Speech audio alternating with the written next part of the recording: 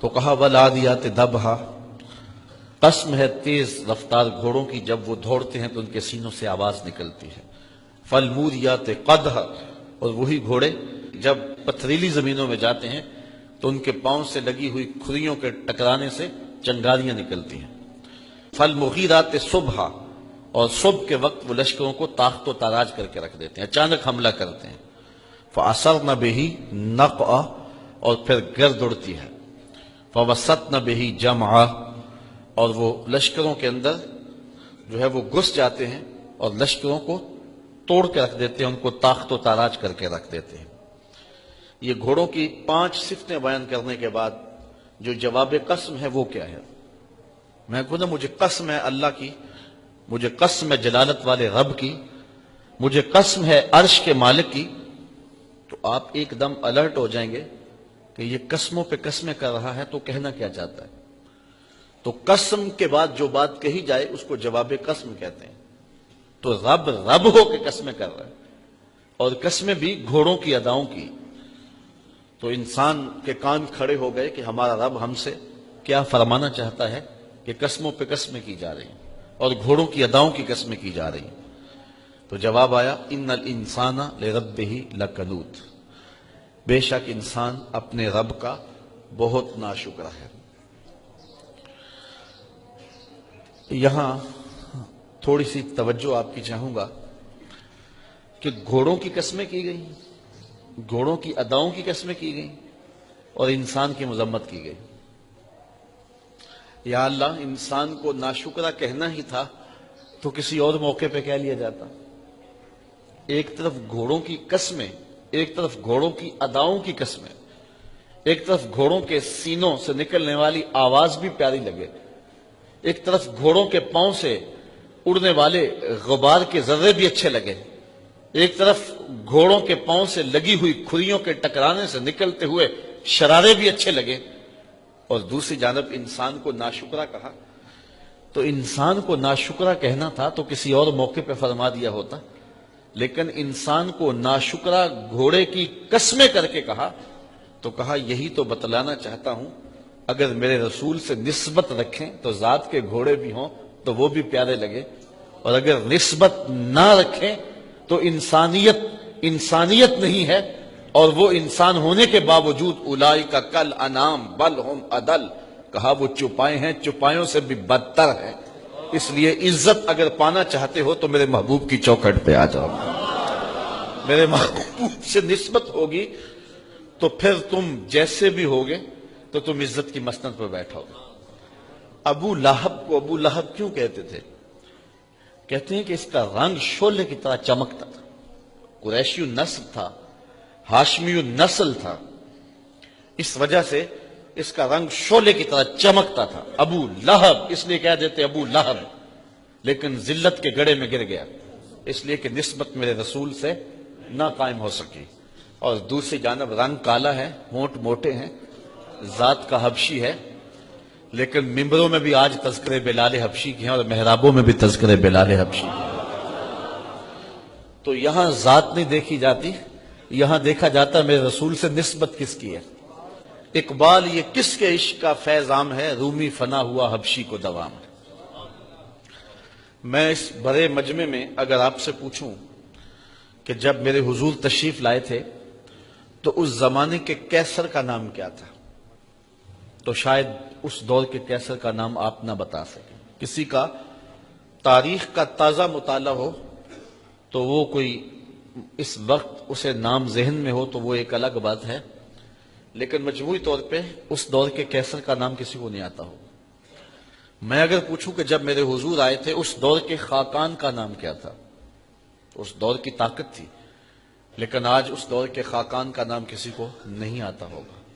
میں پوچھتا ہوں جب میرے حضور تشریف لائے تھے تو اس دور کے کسرا کا نام کیا تھا، اس دور کا اوباما تھا، لیکن آج کسی کو اس دور کے کسرا کا نام نہیں آتا ہوگا۔ اور میں اگر اس مجلس میں موجود سب سے کم عمر کے بچے سے پوچھوں کہ میرے حضور کے مؤذن کا نام کیا تھا تو وہ سر اٹھا کے بلال حبشی کا نام لے گا یا نہیں لے گا؟ تو پھر جو نسبت رسول سے رکھ لے تعلق حضور سے رکھ لے تو پھر رب اسے مرنے نہیں دیتا، اس کا ذکر مٹنے نہیں دیتا، ورنہ نام بھی باقی نہیں رہتا۔ تو انسان کو ناشکرا گھوڑوں کے وصف بیان کرنے کے بعد کہا گیا کہ اگر میرے رسول سے نسبت رکھتے ہوں تو ذات کے گھوڑے بھی ہوں تو وہ بھی محبوب ہیں، اور اگر نسبت نہ رکھتا ہو تو ہاشمی النسب بھی ہو، قریشی النسب بھی ہو، اور رنگ انگارے کی طرح چمکتا کیوں نہ ہو، مکے کا سردار کیوں نہ ہو، اللہ اسے پرے کا کی حیثیت نہیں دیتا، اس لیے کہ اس کی نسبت میرے رسول کے ساتھ نہیں ہے۔ تو رب لوگوں کو دیکھتا ہے محبوب کی نسبت کے حوالے سے، جس کی نسبت محبوب سے جڑی ہے، جس کا تعلق حضور سے جڑا ہے، تو اللہ تعالیٰ اس کو سر بلند کر دیتا ہے، چاہے وہ ذات کا گھوڑا ہی کیوں نہ ہو، وہ ذات کا اونٹ ہی کیوں نہ ہو، بلکہ نبی سے نسبت ہو جائے تو ذات کی چیوٹی ہی کیوں نہ ہو، بلکہ نبی سے نسبت رکھنے والے ولیوں سے نسبت ہو جائے ذات کا کتا بھی کیوں نہ ہو، تو رب کو وہ بھی پیارا لگتا ہے، اور اس کی ادائیں قرآن میں اللہ بیان کرتا ہے۔ تو جو سب کچھ نبی پہ وار دیتے ہیں تو ان کی شان و عظمت کا عالم کیا ہوگا۔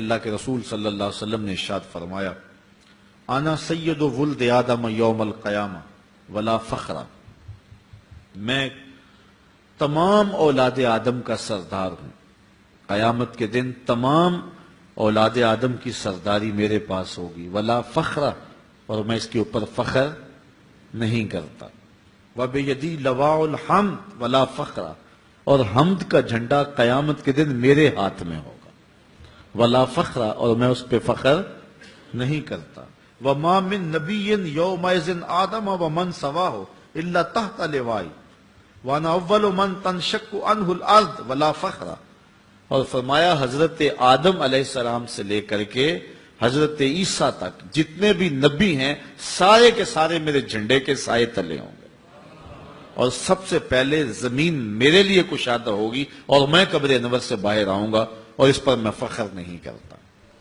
ملا علی قاری نے کہیں بڑی خوبصورت بات لکھی، فرماتے ہیں نبی جھنڈے کے سائے تلے ہوں بات فخر والی ہے، کرتے کیوں نہیں؟ شہنشاہ حسینہ ماہ خوباں جس کے چراغ حسن سے پورا مصر روشن ہوا، وہ جھنڈے کے سائے تلے کھڑا ہو۔ حضرت یوسف علیہ السلام بات فخر والی ہے کہ نہیں ہے؟ کہا ولا فخر، میں فخر نہیں کرتا۔ پاؤں کی ٹھوکر سے مردے کو زندگی دینے والے حضرت عیسیٰ جھنڈے کے سائے تلے کھڑے ہوں، بات فخر والی ہے کہ نہیں ہے؟ سر طور خدا سے ہم کلام ہونے والا اللہ کا کلیم جھنڈے کے سائے تلے کھڑا ہو۔ مسجود الملائک انسانیت کا نقطہ آغاز ابو البشر حضرت آدم جھنڈے کے سائے تلے کھڑے ہوں، بات فخر والی ہے کہ نہیں ہے؟ نمرود کی آتش میں بھی ہنس ہنس کے باتیں کرنے والا اللہ کا جلیل القدر نبی اور پیغمبر حضرت ابراہیم خلیل اللہ جھنڈے کے سائے تلے کھڑے ہوں، بات فخر والی ہے کہ نہیں ہے؟ لیکن فرمایا ولا فخر، میں فخر نہیں کرتا۔ ملا علی قاری کہتے ہیں بات تو فخر والی ہے، کرتے کیوں نہیں؟ تو پھر بڑا خوبصورت جواب دیا، کہا کلام کا نتیجہ یہ ہے کہ میں فخر نہیں کرتا، یہ میں فخر کیوں کروں کہ میرے جھنڈے کے سائے تلے ہیں؟ یہ تو انہیں فخر کرنا چاہیے کہ میرے جھنڈے کا سایہ مل گیا ہے۔ یہ نبیوں کے لیے فخر ہے کہ میرے جھنڈے کا سایہ انہیں نصیب ہو گیا۔ فخر کا دل میں دریچہ باز کرنا چاہیے، جن کا تو آقا ہے ان کو ناز کرنا چاہیے۔ اللہ اکبر۔ آج دنیا چاند پہ جا کے فخر کرتی ہے، اور میرا نبی چاند کو قدموں میں بلا کر بھی فخر نہیں کرتا، اس لیے کہ یہ حضور کے لیے فخر کی بات نہیں ہے، یہ تو چاند کے لیے فخر کی بات ہے کہ حضور نے قدموں میں بلا لیا ہے۔ اس لیے فرمایا سارے نبی میرے جھنڈے کے سائے تلے ہوں گے۔ یہ شان ہے ہمارے آقا کی، یہ رفعت ہے ہمارے آقا و مولا کی، یہ حضور کی عظمت و رفعت ہے۔ اسی لیے اعلی حضرت فرماتے ہیں سب سے اعلیٰ و اولا ہمارا نبی، سب سے بالا و والا ہمارا نبی، خلق سے اولیاء، اولیاء سے رسل اور رسولوں سے اعلیٰ ہمارا نبی۔ سب سے اونچی شان اگر کسی کو عطا کی گئی ہے تو وہ میرے اور آپ کے آقا و مولا کو عطا کی گئی ہے۔ آفاق کے ہر ہر گوشے میں قرآن سنا کر دم لینا، اب رکنا نہیں، اب تھمنا نہیں، فردوس میں جا کر دم لینا، آفاق کے ہر ہر گوشے قرآن سنا کر دم لینا، اب رکنا نہیں، اب تھمنا نہیں۔